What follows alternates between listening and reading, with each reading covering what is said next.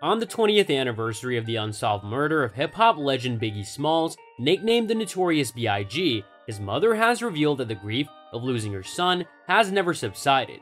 Hello everyone, and welcome to another video. Today we'll be looking at Biggie's mom speaks on how Diddy lied and set up Biggie to die. Yeah, you heard it right.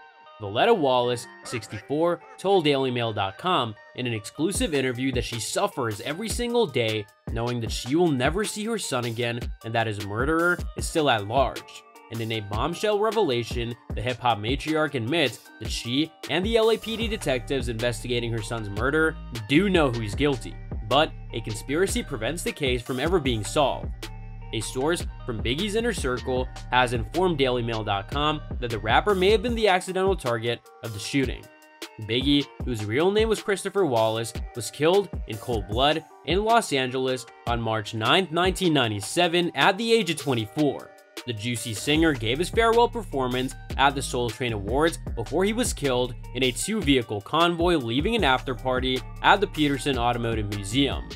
Following P. Diddy, who chose to ride in a different vehicle, his friend could only watch as the Brooklyn-born star was shot 4 times by a motorist in a Chevy Impala that came up beside his GMC Suburban SUV. Valletta, recalling the shooting from her home in Stroudsburg, Pennsylvania, gulped back tears. She stated, "Knowing what happened to Christopher and that I will never see him again pains me every single day. Not only am I devastated, but his sister Tiana suffers daily because of his passing. We have grieved collectively as a family, and it never gets better for us. Every mother who has lost a kid understands precisely how devastated I am. It's the worst grief in the world, and I wouldn't want it on my worst enemy. He was so young and so gifted, and his life was cut too short. Christopher's premature death at age 24 was unnecessary. He was my child, and I miss him every day. When it comes to the anniversary of his death, I don't particularly want to discuss it. I'm aware that there will be a few memorials for Christopher, and it is wonderful that he is still remembered, but it is very difficult for me and my family. Since the murder, Valletta, a fervent Christian, admits that she has looked to God for answers. No matter how consoling the church may be, it can never replace her son. I survived by utilizing religion to alleviate my suffering.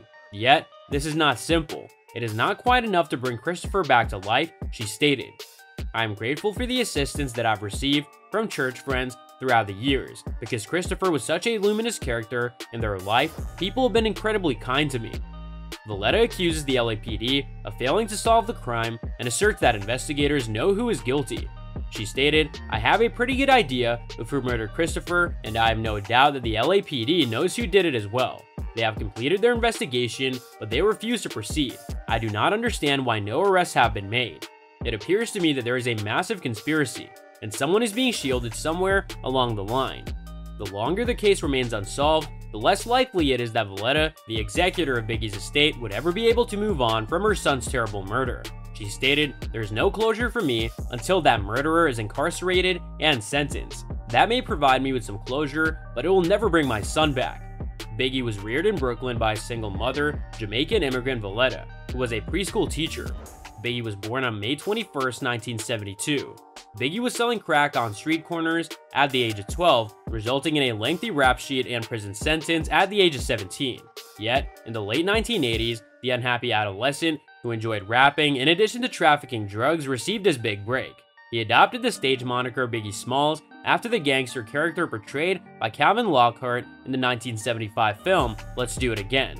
One of his mixtapes was given to an editor at the hip-hop magazine, The Source, and Sean Puffy Combs of Uptown Records immediately signed Biggie.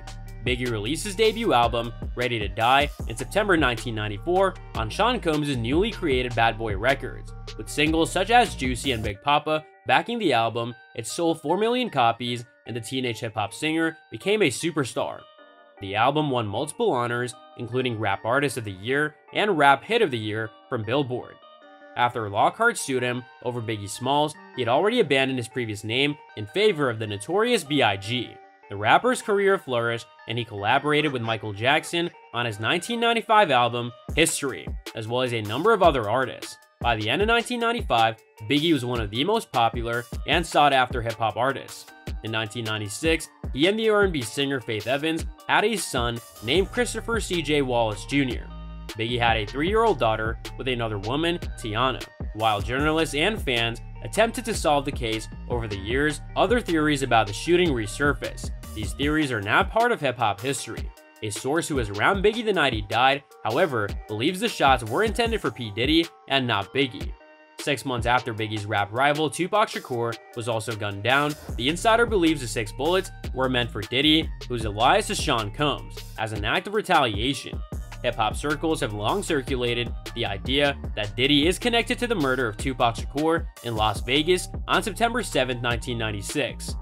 So that's all from today's video. If you enjoyed it, remember to leave a like, subscribe, and ring that bell icon so that you never miss our upcoming videos. And don't forget to share your thoughts in the comments section down below. Stay tuned, and we'll catch you in the next video.